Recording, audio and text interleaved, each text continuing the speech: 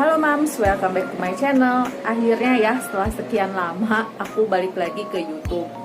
Ya long story, tapi pada intinya aku udah balik ke Indonesia bulan Maret tahun 2020. Kali ini aku akan menceritakan ke Mams semua tentang pengalaman aku melahirkan di luar negeri, yaitu di Taiwan. Ketika aku kontrol kehamilan, usia kehamilan 38 week, ke USG itu dokter tiba-tiba bilang, tolong pikirkan ya ada kemungkinan gitu minggu depan, yaitu ketika usia kehamilan aku 39 weeks, bayinya kita lahirkan saja, katanya gitu. Dokter bilang cairan ketuban kamu udah berkurang, katanya gitu. Oke, memang sih pada umumnya memang ketika usia kehamilan kita sudah mulai tua, cairan ketuban memang tidak diproduksi lagi, jadi akan berkurang. Tapi aku nih punya kondisi khusus, yaitu ketika aku hamil usia kehamilan 6 bulan, aku pernah ke UGD. Soalnya pada suatu hari itu tiba-tiba CD aku tuh basah dan aku nggak tahu itu cairan apa gitu, dan cairannya itu bening, tidak berbau. Menurut aku sih itu bukan cairan pipis atau cairan keputihan gitu. Aku tuh takut itu ketuban, jadi aku langsung aja ke UGD.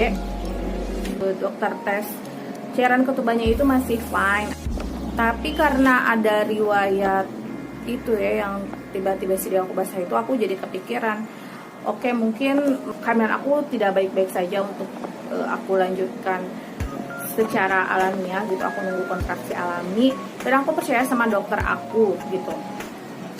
Kalau dokter ngomong kayak gitu, pastilah ada sesuatunya gitu ya. Selain itu juga sih, aku tuh juga ngerasain gerakan janin aku tuh selama seminggu ke-38 itu memang berkurang. Dari usia kehamilan aku 35 weeks itu dokter udah mewanti-wanti sebenarnya aku harus selalu ngawasin pergerakan janin di dalam perut aku. Harus nentuin dulu pola sebiasanya berapa gerakannya. Nah, kalau misalnya ada suatu ketika gerakannya itu berkurang sampai setengahnya, itu aku harus cepet-cepet ke rumah sakit gitu. Jadi jangan nunggu sampai ada gerakan sama sekali. Kalau nggak ada gerakan sama sekali ya kita nggak tahu ya apa yang terjadi di dalam gitu. Oke, itu dari segi medisnya lah. Di sisi lain juga ada alasan lain gitu ya, yang aku pertimbangin. Jadi kalau di Taiwan itu aku di sana itu aku nggak punya kendaraan pribadi ya, dan hal ini mobil ataupun motor. Jadi aku benar-benar ngandalin transportasi umum kayak bis atau taksi. Nah, sedangkan bis di kota Taichung, Taiwan itu berhenti beroperasi jam 10 malam. Jadi suami aku tuh dari trimester ketiga itu udah takut gimana ya melahirkannya, semoga nggak tengah malam karena bingung sananya, kan takut ribet naik apa kesananya, takut panik gitu.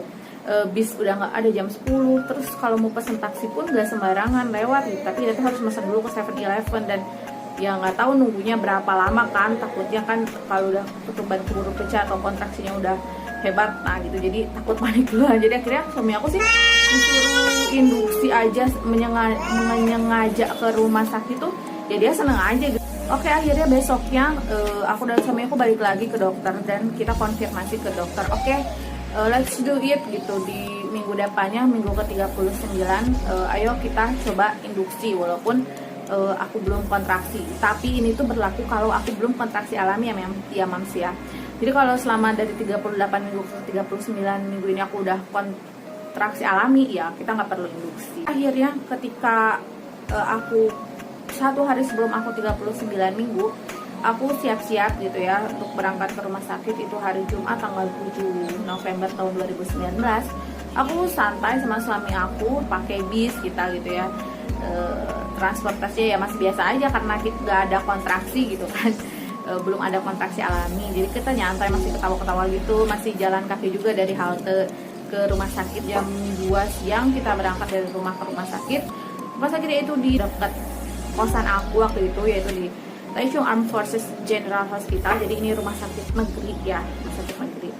Kita nyampe di rumah sakit jam 2, terus ngurus administrasi dulu, persyaratan dokumen dan lain sebagainya, sampai akhirnya kita masuk ke daerah ruang objin gitu ya, itu jam 4.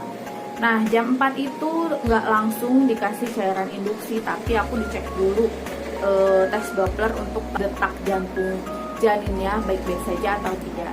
Nah setelah Doppler selama kurang lebih 2 jam, barulah suster datang untuk nyuntikin cairan induksi, jadi lewat infus. Oke, mulailah proses induksi ya. Nah waktu awal-awal sih aku belum ngerasa gitu ya ada perbedaan.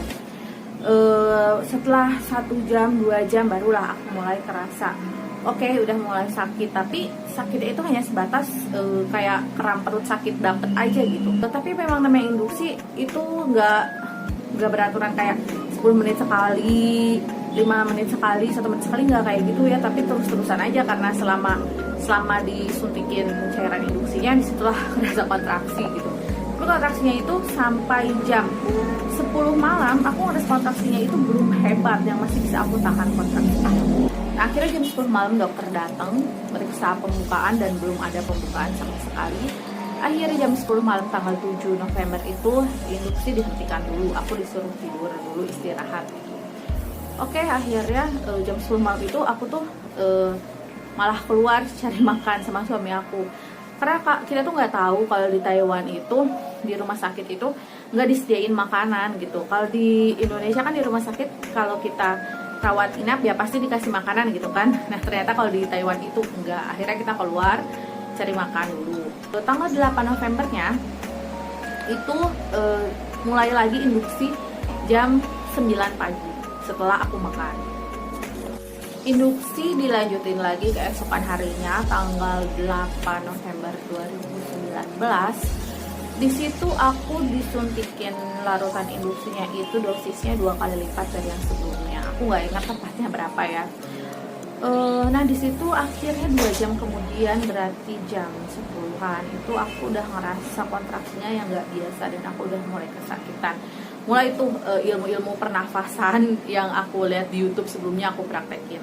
Di jam 12 siang itu suster datang gitu ya meriksa pembukaan aku karena aku juga udah mulai kesakitan. Akhirnya di jam 12 siang tanggal 8 November itu berarti kurang dari 24 jam ya. Akhirnya pembukaan 1, aku udah pembukaan 1 tuh jam 12 siang. Oke, aku di situ lega gitu kan. Akhirnya pembukaan 1 juga, walaupun pembukaan 1 tapi aku udah seneng sih. Nah ketika suster sudah bilang pembukaan 1 gitu, akhirnya dokter datang dan bilang ke aku, "No, everything will be okay," katanya. Oke, aku udah seneng dong, lega. Oke, semoga cepet itu hari ini, hari Sabtu ini aku bisa lahiran. Tapi pada kenyataannya teman-teman sampai jam 10 malam ketika dokter cek lagi itu aku masih stuck di pembukaan 1. Berarti itu udah lebih dari 24 jam ya aku udah diinduksi, dan itu tuh aku udah berbeda dari hari sebelumnya yang aku masih semangat. Di sini di hari kedua jam 10 malam itu ya aku udah lemes lah gitu kan. Tapi dokternya itu tetap optimis dan tetap ngasih aku semangat. Kita tunggu, kita kasih kesempatan ya, sebentar lagi katanya gitu. Bilangnya ke aku kayak gitu. Terus dia juga bilang gitu, sepertinya sih pinggul kamu sempit. Nah disitu aku masih menghibur diri dan aku percaya bahwa aku bisa lahiran normal. Kenapa sih aku pengen banget lahiran normal? Ya karena yang utamanya adalah di Taiwan aku cuma berdua aja sama suami aku gitu. Jadi setelah melahirkan aku harus ngurus anak aku sendiri. Dan suami aku di situ posisinya sedang mengerjakan tesis, jadi lagi sibuk-sibuknya gitu.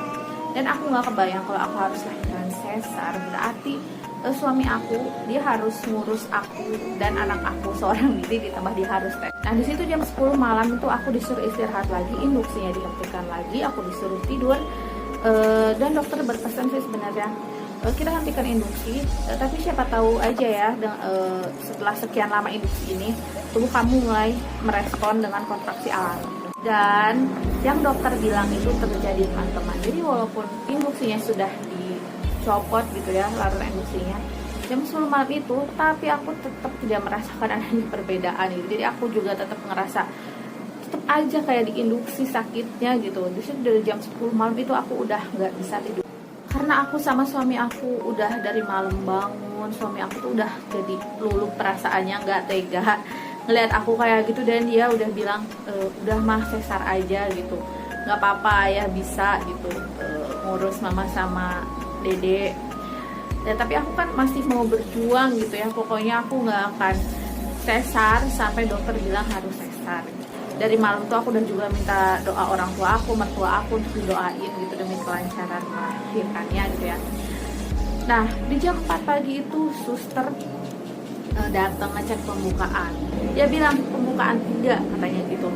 Nah tapi dia itu di situ udah mulai lagi induksi aku. Selain induksi pakai infus, dia juga nyuruh aku minum obat infus. Jadi udah induksi infus yang dosisnya 2 kali dari yang pertama, terus aku disuruh juga minum obat induksi yang oralnya gitu. Dari situ aku, dengan suster melakukan itu tuh aku hanya bisa ngelirik suami aku dengan tatapan pasrah.